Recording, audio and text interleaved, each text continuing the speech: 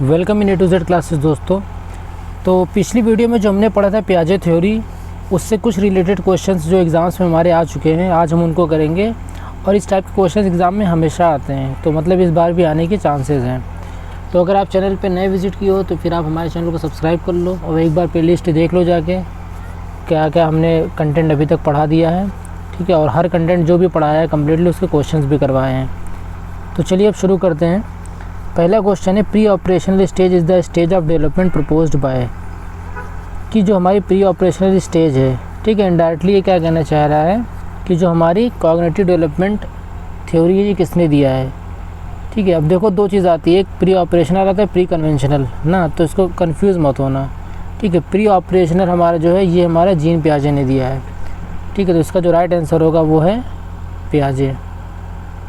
आप ये कोशिश करो कि पहले आप क्वेश्चन को वीडियो को पॉज कर लो, आंसर दे लो, फिर आप प्ले किया करो, ठीक है। तो उससे आपका भी अच्छा प्रैक्टिस हो जाएगा। दूसरा क्वेश्चन जो हमारा, the cognitive ability that comes in pre operational period is. कि जो हमारा प्री ऑपरेशनल स्टेज होता है इसमें कौन कौन सी एबिलिटी आती है या कौन सी एबिलिटी इनमें से एक आती है। Ability for abstract thinking, ability of goal directed behaviour, ability to take others perspective और हाइपोथेटिको डिडक्टिव थिंकिंग। अब देखो हमारी कौन सी स्टेज है, प्री ऑपरेशनल स्टेज है ना। अब एब्स्ट्रैक्ट थिंकिंग तो हो नहीं जाएगी क्योंकि हमारी किस में होती है, ये हमारी फॉर्मल में होती है, तो ये तो होगी नहीं। Ability of goal directed behaviour, इस पर भी डाउट है, हो सकता है हो। Ability to take others perspective, ये भी हो सकता है। हाइपोथेटिको डिडक्टिव थिंकिंग, ये तो बिल्कुल नहीं होगा। फॉर्मल और हाइपोथेटिको किस में होगा हमारा, वो एब्स्ट्रैक्ट और हाइपोथेटिको वाला हमारा फॉर्मल स्टेज में होगा। तो अब इन दोनों में अगर देखो कन्फ्यूजन है, तो जब भी अगर ये ऑप्शन आए तो इसमें हम ज़्यादातर जो प्रेफरेंस होगा वो किसको देंगे, गोल डायरेक्टेड बिहेवियर को देंगे प्रेफरेंस, ठीक है। क्यों देंगे, क्योंकि जो हमारा गोल डायरेक्टेड बिहेवियर होता है ये एक आप समझ लो अल्टीमेट ऑब्जेक्टिव हो जाता है हमारा किसका, प्री ऑपरेशनल स्टेज का। नहीं कि बच्चा यहाँ पे जो भी करता है वो एक गोल सेट करके करता है ना, वो अपने मोटर मसल्स का यूज़ क्या करेगा, किसी गोल को अचीव करने के लिए करेगा।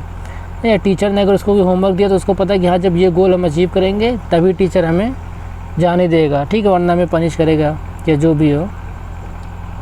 अब देखो इसके बाद हम देखते हैं, और ये जो ability to take others perspective है ये इसलिए नहीं होगा कि देखो प्री ऑपरेशन में ये चीज़ एब्सेंट तो रहती है, ठीक है। और लड़का क्या होता है, ईगो सेंट्रिज्म उसके अंदर आ जाता है ना, ये लिमिटेशन उसकी, उसी प्री ऑपरेशन में ही इस चीज़ का फिर डेवलपमेंट शुरू हो जाता है कि वो दूसरे का पर्सपेक्टिव जान सकता है ना। लेकिन अगर कायदे से देखो तो ये अगर आएगा एग्ज़ाम में तो कॉन्क्रीट ऑपरेशनल स्टेज में आता है, ability to take others perspective. शुरुआत इसकी कहाँ हो जाती है, हमारी प्री ऑपरेशन में ही। मगर अगर एग्ज़ाम में ऐसा क्वेश्चन आएगा तो जो ज़्यादा हम प्रेफर करेंगे वो गोल डायरेक्टेड बिहेवियर को करेंगे। चलो तीसरा क्वेश्चन करते हैं अब। अकॉर्डिंग टू पियाजे it is very important for a teacher to be dash and dash. ना पियाजे के हिसाब से जो एक टीचर है उसको कैसा होना चाहिए, मोबाइल और फ्लेक्सिबल, स्ट्रक्चर्ड और रिजिड, ठीक है, एम्पैथेटिक, ट्रांसपेरेंट और मैकेनिकल बिहेवियरिस्टिक। अब देखो अगर ऐसा सब कभी ऑप्शन है तो सबसे पहले तो एलिमिनेट करना सीखो। रिजिड तो बिल्कुल नहीं होना चाहिए क्योंकि हमारी जो भी एजुकेशन है वो पूरी क्या चाइल्ड सेंटर्ड होनी चाहिए, तो रिजिड बिल्कुल नहीं होना चाहिए। दूसरा एम्पैथेटिक एंड ट्रांसपेरेंट, अब ये भी नहीं होना चाहिए कि मतलब आप एकदम एम्पैथेटिक ही कर दो स्टडी को, या टीचर को एकदम वैसे रहना चाहिए, ऐसा भी नहीं है। मैकेनिकल एंड बिहेवियर, मैकेनिकल भी नहीं हो सकता है ना, जो बच्चे के लिए अच्छा हो वो देखेंगे यहाँ पे, टीचर का फ़ायदा नहीं देखेंगे कि टीचर के लिए क्या अच्छा है, बच्चे का जिसमें फ़ायदा हो। तो होगा जो हमारा राइट आंसर वो होगा मोबाइल एंड फ्लेक्सिबल, ठीक है। अगर टीचर हमारा फ्लेक्सिबल हुआ, ठीक है, कि हाँ मतलब जो भी किसी भी सिचुएशन में कैसा भी बच्चे को मेथड पढ़ाना हो, कैसा भी चेंज कर दे मेथड, मान लो उसको इस मेथड से नहीं आ रहा है तो मेथड बदल दिया, ठीक है। तो टीचर हमारा क्या होना चाहिए, फ्लेक्सिबल होना चाहिए। और मोबाइल मतलब कि अवेलेबल हो, ठीक है। जैसे कि हमारे जैसे मोबाइल होता है उसका मतलब क्या होता है कि हम कहीं भी ले जा सकते हैं ना। तो ऐसे टीचर क्या होता है कि मान लो अगर कोई फील्ड विज़िट करानी हो, ठीक है, या किसी भी सिचुएशन में मान लीजिए चेंज आ गया तो तुरंत क्या हो जाए, वो अपने आप को चेंज कर सके, ऐसा टीचर होना चाहिए। फोर्थ वाला देखते हैं। 5 year old child fails to reason that when water is transferred from a tall and narrow glass to a wide container the quantity of water remains same। अब देखो यहाँ पे क्या कह रहा है कि कोई 5 साल का बच्चा है, ठीक है, वो देख रहा है कि जब पानी को, वही जो एग्जांपल मैंने दिया था थ्योरी में, कि कोई टॉल ग्लास से जब नैरो ग्लास में अगर उसको ट्रांसफ़र करता है अब ऐसे तो क्वांटिटी हमारी सेम है, ठीक है, लेकिन बच्चा क्या हो रहा है, फेल हो रहा है, बता नहीं पा रहा है ना कि मतलब कि सेम है कि नहीं सेम है। तो अगर वो फेल हो रहा नहीं बता पा रहा है तो इसका मतलब क्या होगा, option A she can't reverse the thinking, वो अपनी थिंकिंग को रिवर्स नहीं कर पा रही है। She can't do goal directed behaviour, she can't symbolise, she can't imitate. अब देखो यहाँ पर सबसे पहले ऑप्शन हटाते हैं। शी कांट इमिटेट, देखो यहाँ पे नकल करने वाली तो कोई बात नहीं है। शी कैन नॉट सिम्बलाइज, यहाँ पे वो भी नहीं कि कोई ऑब्जेक्ट परमानेंस वाली चीज़ हो यहाँ पे। She can not do goal directed behaviour, यहाँ उसको कुछ ऐसा यूज़ भी नहीं करना अपनी मोटर मसल्स का ना, या कोई उसका गोल तो सेट है नहीं। वो क्या नहीं कर पा रही है, अपनी थिंकिंग को रिवर्स नहीं कर पा रही है। जो उसने देख लिया, अपने सामने देखा कि हाँ अभी मेरे सामने इतना ही यूनिट, इतना ही क्वांटिटी डाला और इतना ही पलट दिया, मगर वो चीज़ को एक्सेप्ट नहीं कर पा रही है। क्यों नहीं कर पा रही है रिवर्स थिंकिंग, क्योंकि उसने क्या कर लिया है, कंसंट्रेशन उसका क्या है, सिर्फ उसी चीज़ पे है कि हाँ ये चीज़ लंबी है तो इसमें ज़्यादा पानी आया होगा, ठीक है, या ये चीज़ चौड़ी तो इसमें ज़्यादा पानी आया होगा, ठीक है। तो एक जगह पे कंसंट्रेट हो जाता है उसका, इस वजह से सेंट्रेशन जिसे बोलते हैं उसकी वजह से, सेंट्रेशन की वजह से।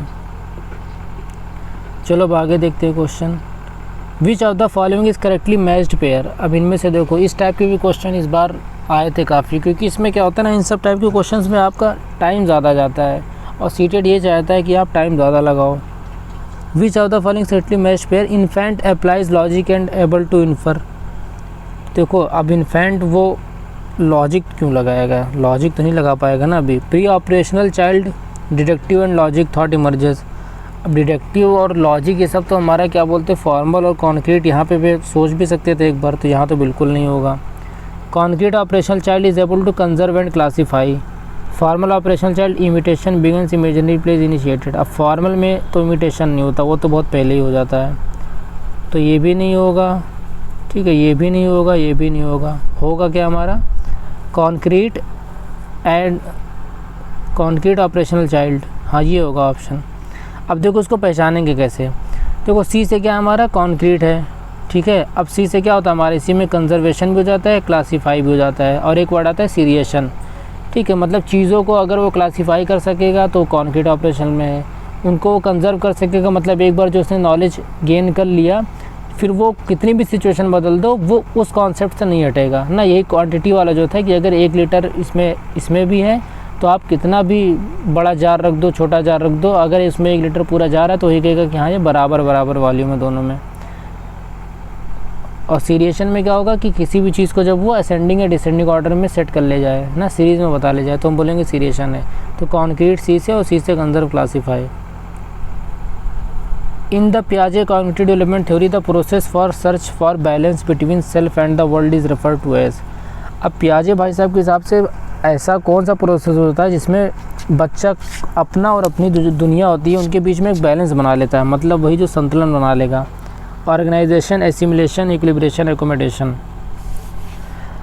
अब देखो यहाँ पे क्या किया इन्होंने, एसिमिलेशन और एकोमोडेशन तो आपने पढ़ाई है ना, ये तो बिल्कुल नहीं होता है। एसिमिलेशन में क्या होता है कि हमारे जो एग्जिस्टिंग स्कीमा होता है, जब हम किसी नई सिचुएशन में आएंगे तो उसी को हम नई इन्फॉर्मेशन में फ़िट कर देंगे, ठीक है। और एकोमोडेशन में क्या करेंगे, हम अपनी उस इन्फॉर्मेशन को उस नई सिचुएशन के हिसाब से चेंज या मॉडिफाई कर देंगे, ठीक है। जहाँ भी वर्ड आएगा मॉडिफिकेशन या मॉडिफाई हुआ या चेंज हुआ तो उसको हम एकोमोडेशन बोलेंगे ना, कि हम अपने एग्जिस्टिंग स्कीमा को हमने चेंज कर दिया नई सिचुएशन के लिए, ताकि हमारा क्या मेंटेन हो सके, संतुलन।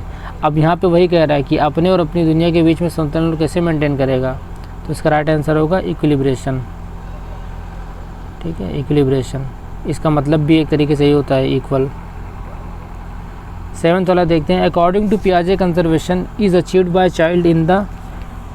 पियाजे के हिसाब से कंजर्वेशन, अब देखो सी से क्या है कंजर्वेशन और सी से क्या है हमारा, सीधे आंसर कर दोगे कॉन्क्रीट, ठीक है। तो कुछ चीज़ें अगर ट्रिक से काम चल जाए तो ज़्यादा बेहतर है, टाइम आपका बच जाएगा। और एक क्वेश्चन पे भी अगर आपका 10-20 सेकंड भी बच गया ना तो बहुत मायने रखता है।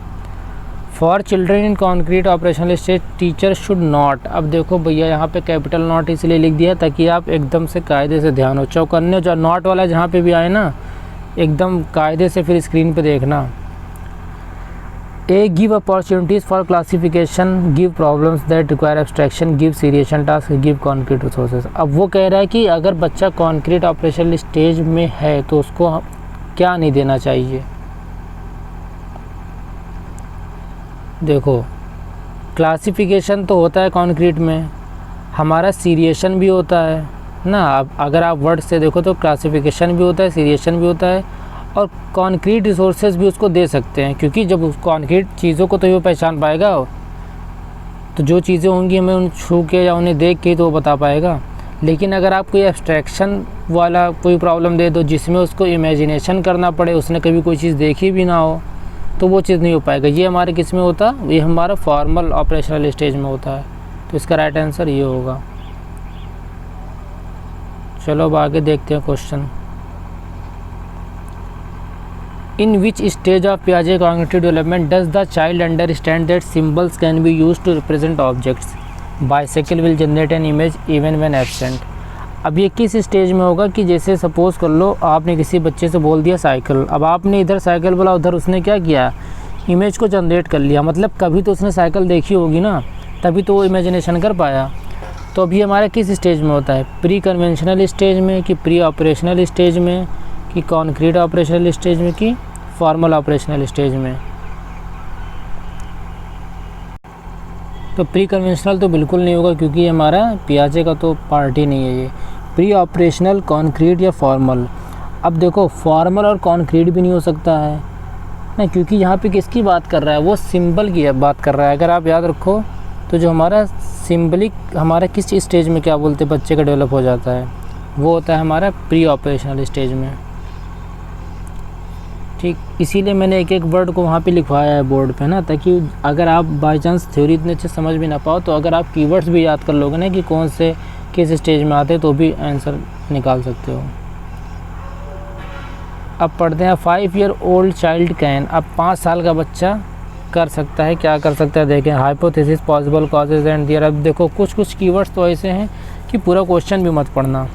ठीक है, अब हाइपोथेसिस है तो ये तो क्यों होगा भाई, ये तो हमारे फॉर्मूले में चला जाएगा। डिज़ाइन कॉम्प्लेक्स, अब 5 साल का कॉम्प्लेक्स क्यों करोगे। Do symbolic and abstract reasoning. अब ये बताओ एब्स्ट्रैक्ट रीजनिंग तुम अगर 5 साल पे ले आओगे, और 5 साल में किस स्टेज पे होता है हमारा, प्री ऑपरेशनल में होता है वो। और ये कहाँ की बात कर रहा है एब्स्ट्रैक्ट रीजनिंग, ये फॉर्मल की बात कर रहा है, तो ये भी गलत होगा। सही क्या होगा हमारा, initiate goal directed behaviour engage in symbolic play.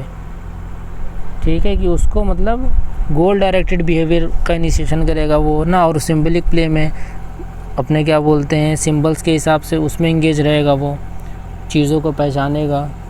ठीक, तो इसलिए इसका जो ऑप्शन होगा वो डी होगा। चलो अब नेक्स्ट देखते हैं।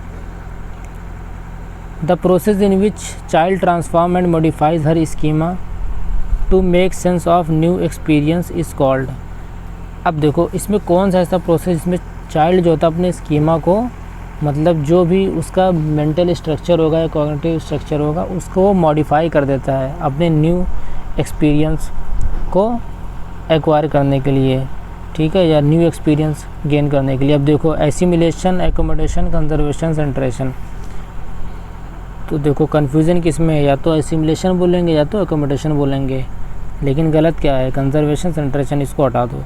अब देखो एसिमिलेशन हमारा क्या होता है, जब हम किसी भी नई सिचुएशन में पढ़ते हैं और अपनी जो पुरानी जो हमारा पहले का एक्सपीरियंस जो स्कीमा होता है, एग्जिस्टिंग स्कीमा रहता है, उसको हम बस उस पर क्या करते हैं, अप्लाई कर देते हैं।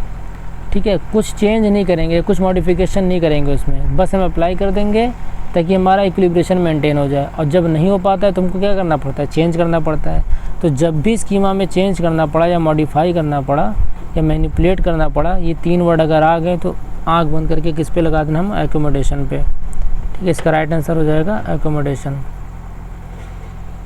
अब 12th वाला करते हैं। A young child can engage in symbolic play but can not as yet take perspective of other person and becomes easily upset by events he or she cannot control. Which of the following stages given by Jean Piaget applies to this child's level of development?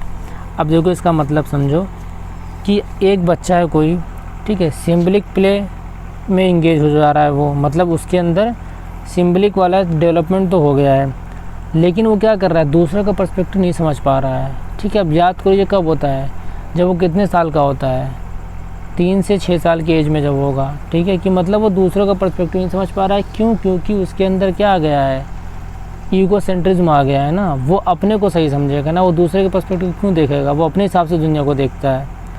तो ये हमारा किस stage में आता है, ये हमारा आएगा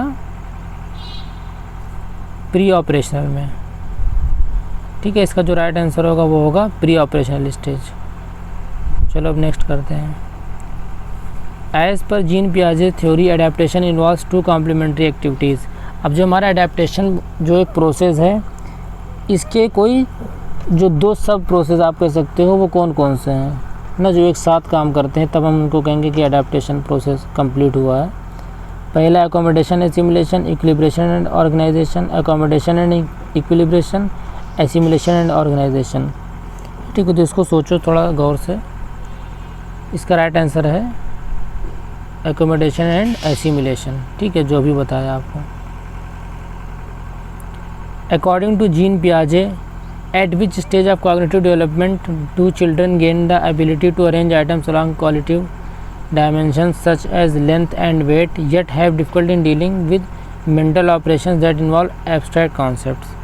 अब इसमें देखो क्या कह रहा है वो, मतलब सीधे सीधे आपको आंसर ही दे दिया है कि किस स्टेज में बच्चे का जो कॉग्निटिव डेवलपमेंट होता है उसमें क्या बोलते हैं, वो चीज़ों को क्वालिटेटिवली समझ तो लेता है। ठीक है, कि मतलब हाँ ये लेंथ हो गई, ये वेट हो गया। ठीक है, मतलब क्या कर सकता है वो, एक तरीके से समझो। इसका कहने का मतलब ये है कि वो उसको क्लासिफिकेशन कर सकता है, कंजर्व कर सकता है। ठीक है, कंजर्वेशन कर लेगा। लेकिन वो क्या करेगा कि एब्स्ट्रैक्ट कॉन्सेप्ट को समझने में या एब्स्ट्रैक्ट कॉन्सेप्ट अप्लाई करने में उसको दिक्कत होती है, प्रॉब्लम होती है। तो अब ये किस स्टेज में है? अगर एब्स्ट्रैक्ट कॉन्सेप्ट नहीं वो कर पा रहा है तो इसका मतलब क्या होगा, अभी फॉर्मल में नहीं पहुँचा है ये। ठीक है, तो सेंसरी तो बिल्कुल नहीं होगा, प्री ऑपरेशनल होगा। इन दोनों में से कौन सा होगा? हमारा कॉन्क्रीट होगा। क्यों? क्योंकि एब्स्ट्रैक्ट कॉन्सेप्ट अभी नहीं इन्वॉल्व हो पा रहे हैं ना इसमें, तो इसलिए हम क्या बोलेंगे इसको, कॉन्क्रीट ऑपरेशनल। अब ये 15th वाला और 16th वाला ये मैं आपके लिए छोड़ दे रहा हूँ, इनका जवाब कमेंट सेक्शन में कर देना, मैं कंफर्म कर दूंगा बाद में। अकॉर्डिंग टू पियाजे, childrens thinking differs in dash from adults than in dash. ठीक है, अब इसमें 2 ही ऑप्शन है, इन दोनों में से कौन सा होगा? 2 मैंने पहले एलिमिनेट कर दिया। 16th वाला देख लो। एज पर जीन पियाजे ideas on language and thought, which of the following statement is true? Thoughts determines language, language determines thought, language and thoughts are independent process, language and thoughts are innate proposition. अब इनमें कौन सा answer होगा इसको comment करो। तो उम्मीद करते हैं कि आपको ये वीडियो पसंद आई होगी। ऐसे ही हम जितने भी टॉपिक्स पढ़ेंगे सबके क्वेश्चंस करेंगे, तो बस हमसे आप जुड़े रहिए। बाकी पेपर तो निकल ही जाएगा अगर अच्छे से आप पढ़ोगे। कुछ आपकी मेहनत, कुछ हमारी मेहनत। ठीक है, और हमारी मेहनत के लिए हमारे चैनल को सब्सक्राइब करें, पसंद आए तो लाइक करें, और सबसे ज़रूरी है कि हर एक लेक्चर को सुने और नोट्स बनाएं, और जहाँ से भी हो सके वहाँ से प्रैक्टिस करो, कुछ भी कितना भी पढ़ो। ठीक है, बस पेपर निकलना चाहिए। तो चलो मिलते हैं फिर नेक्स्ट वीडियो में। इसके बाद हो सकता है हम वाइगोत्स्की की थ्योरी पढ़ें अगली वीडियो में। ठीक है, तो चलो मिलते हैं फिर। टाटा बाय बाय।